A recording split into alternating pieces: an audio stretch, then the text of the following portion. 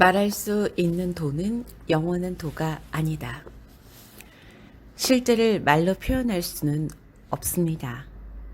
그러면 실제를 제한하게 됩니다. 실제를 명사와 동사와 형용사들 속에 억지로 집어넣으면 순간순간에 흐름이 중단됩니다. 말할 수 있는 도는 영원한 도가 아닙니다. 도를 말하려 하면 도를 시간 속으로 가져오기 때문입니다. 도에 이름을 붙이려 하면 그 때문에 도는 시간 속에 멈추어 버립니다. 어떤 것에 이름을 붙이면 그것은 더 이상 영원하지 않습니다. 영원이란 자유롭고 무한하며 시간이나 공간 속에 위치가 없으며 어떤 장애도 없는 것을 의미하기 때문입니다. 지금 이 의자에 앉아 있는 것은 이름이 없습니다. 나는 영혼의 경험입니다. 심지어 신을 생각하기만 해도 그 모든 것은 멈추어 버리고 시간 속에서 나타나며 그렇게 신을 창조할 때 신 아닌 것도 창조합니다. 신 대신에 다른 어떤 이름을 넣어도 마찬가지입니다. 나무를 생각하면 나무와 나무 아닌 것을 창조합니다. 원리는 같습니다. 어떤 것에 이름을 붙이기 전에는 세계에는 어떤 것도 어떤 의미도 없습니다. 오로지 말이 없고 문제도 없는 세계 속에 평화만이 있을 뿐입니다. 그것은 기쁨의 침묵 속에서 모든 문제가 이미 해결되어 있는 공간입니다. 언어 이전의 이 세계에는 오로지 실제하는 것만이 있습니다. 그것은 나뉘어 있지 않고 파악될 수 없으며 지금 여기에 이미 현존합니다. 분리되어 보이는 것은 어떤 것도 실제일 수 없습니다. 그것은 마음이 이름을 붙여 창조한 것이기 때문입니다. 이 점을 이해하면 실제하지 않는 것도 아름다워집니다. 왜냐하면 실제를 위협할 수 있는 것이 아무것도 없기 때문입니다. 나는 나무나 너나 나라고 불리는 어떤 분리된 것도 보지 못합니다. 믿든 믿지 않든 이런 것들은 상상일 뿐입니다. 이름을 붙이는 것은 환영의 세계, 꿈의 세계를 이루는 모든 것들의 근원입니다. 전체의 일부를 떼어낸 뒤 그것에 나무라는 이름을 붙이는 것이 첫 번째 꿈입니다. 나는 그것을 1세대 생각이라고 부릅니다. 그 뒤 생각은 생각을 낳고 우리는 큰 나무, 아름다운 나무, 그 아래 앉고 싶은 나무, 좋은 가구를 만들 만한 나무, 보호해야 하는 나무를 갖게 되며 꿈은 계속 이어집니다. 어린아이가 맨 처음 어떤 단어를 어떤 것과 연결시킬 때 그 아이는 순식간에 꿈의 세계, 어떤 세계의 꿈에 빠지게 됩니다. 그 생각에 질문을 하여 꿈에서 깨어나고 모든 것, 나무, 나무 아닌 것, 세계, 세계 아닌 것의 도에 감사하게 되는 것도 순식간에 할 수 있습니다. 마음이 자기의 생각을 믿을 때 마음은 이름 붙일 수 없는 것에 이름을 붙이고 이름을 통해 그것을 실제하는 것처럼 보이게 합니다. 마음은 그 이름들이 실제한다고 믿고 자기와 분리된 생각이 바깥에 있다고 믿습니다. 그것은 환상입니다. 온 세계는 투사되는 것입니다. 당신이 마음의 문을 닫고 무서워할 때는 세상이 적대적으로 보입니다. 반면 지금 있는 것을 사랑할 때는 세상에 있는 모든 것이 사랑하는 연인으로 변합니다. 안과 밖은 언제나 일치합니다. 그것들은 서로의 반영입니다. 세상은 당신의 마음이 거울에 비친 모습입니다. 생각을 믿지 않을 때 당신은 근본적인 욕망, 즉 현실이 지금과 달라져야 한다는 생각으로부터 자유롭습니다.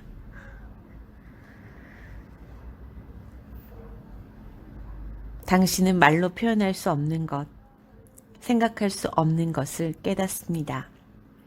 모든 비밀스러운 것은 스스로 만들어낸 것임을 이해합니다. 실제로는 어떤 비밀도 없습니다. 모든 것은 대낮처럼 환하고 분명합니다. 그리고 단순합니다.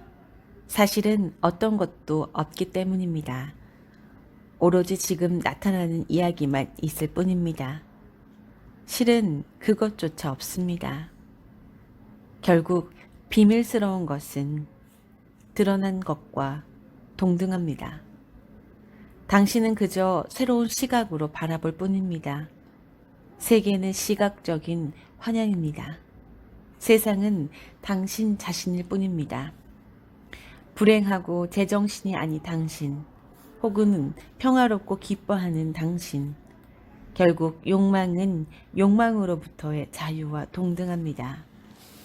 욕망은 선물이며 알아차림의 씨앗입니다. 모든 일은 당신에게 일어나는 것이 아니라 당신을 위해 일어납니다.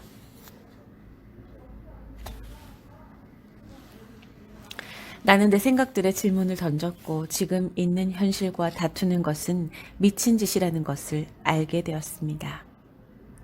그래서 지금 일어나고 있는 일 외에는 어떤 일도 일어나기를 원하지 않습니다. 예를 들어 올해 연세가 90인 어머니는 췌장암으로 죽음을 눈앞에 두고 있습니다. 나는 어머니를 보살피고 어머니를 위해 요리하고 청소하며 어머니 옆에서 자고 하루에 23시간 동안 어머니의 아파트에서 지냅니다. 아침에는 남편이 나를 데리고 산책을 나갑니다. 이 생활은 이제 한 달이 되었습니다. 어머니의 호흡이 내 생명의 맥박인 것만 같습니다. 나는 어머니를 목욕시키고 구석구석 몸을 씻겨드리고 어머니에게 약을 드리고 크나큰 감사를 느낍니다.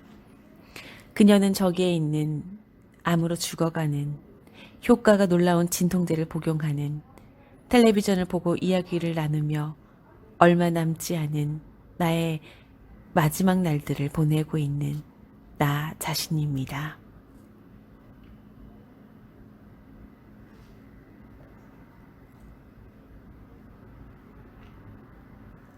나는 어머니의 몸, 곧 내 몸의 아름다움과 정교함, 복잡함에 감탄합니다. 그리고 어머니의 삶의 마지막 날, 내가 어머니의 침대 머리맡에 앉아 있을 때 어머니의 호흡에 어떤 변화가 일어납니다.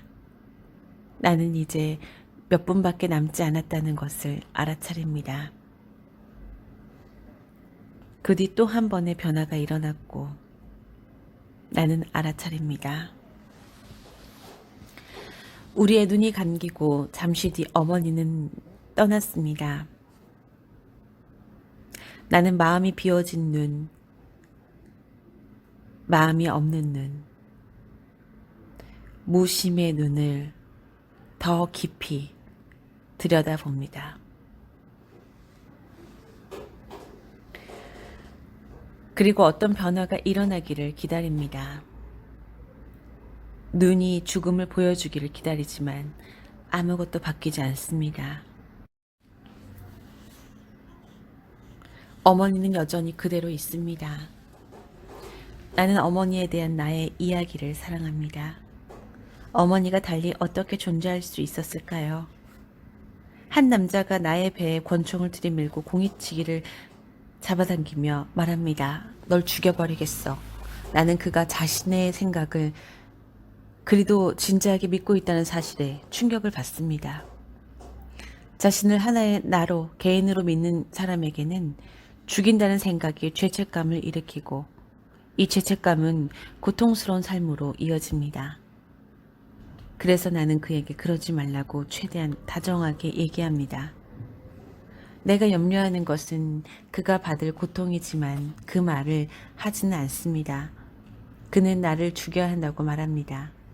이해합니다. 예전에는 나도 어떻게 해야 한다고 믿었음을 기억합니다. 나는 그가 최선을 다하고 있음을 고마워하고 내가 매료됨을 알아차립니다. 그녀는 이렇게 죽는가? 이야기는 이렇게 끝나는가? 기쁨이 내 안에서 차오르는 동안 나는 이야기가 여전히 이어지는 것이 기적 같다고 느낍니다. 우리는 결코 그 끝을 알 수 없습니다. 심지어 이야기가 끝날 때에도. 하늘, 구름, 달빛에 비친 나무들을 보며 나는 깊은 감동을 받습니다. 이 놀라운 삶을 내가 한순간도 한 호흡도 놓치지 않음을 사랑합니다. 나는 기다립니다. 또 기다립니다. 그리고 결국 그는 방아쇠를 당기지 않습니다. 그는 그 자신에게 그렇게 하지 않습니다. 우리가 나쁘다고 하는 것과 좋다고 하는 것은 둘 다 같은 자리에서 나옵니다. 도덕경에서는 모든 것의 근원이 어둠이라 불린다고 말합니다. 얼마나 아름다운 이름인가요? 만일 우리가 어떤 이름을 가져야 한다면 어둠은 우리의 근원입니다.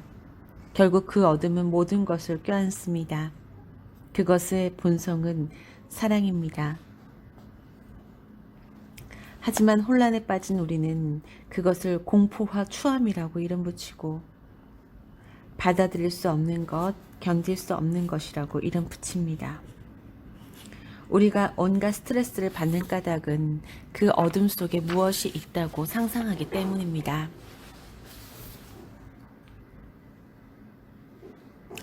우리는 어둠이 우리 자신과 분리되어 있다고 상상하며 어떤 끔찍한 것을 그 어둠에 투사합니다. 하지만 어둠은 실제로는 언제나 인자합니다. 어둠 속의 어둠이란 무엇일까요? 그것은 어느 한 물건도 알지 못하는 마음입니다. 이 모르는 마음은 우주의 중심입니다. 그것이 우주입니다. 그 바깥에는 아무것도 없습니다. 이 어둠을 이해하면 아무것도 당신에게서 분리되어 있지 않음을 분명히 알게 됩니다. 어둠이 모든 이해로 통하는 입구인 까닭은 이 때문입니다.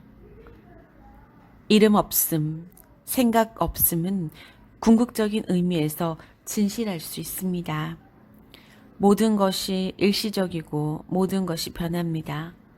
어두운 것, 이름 없는 것, 생각할 수 없는 것, 그것은 완전히 신뢰할 수 있는 것입니다.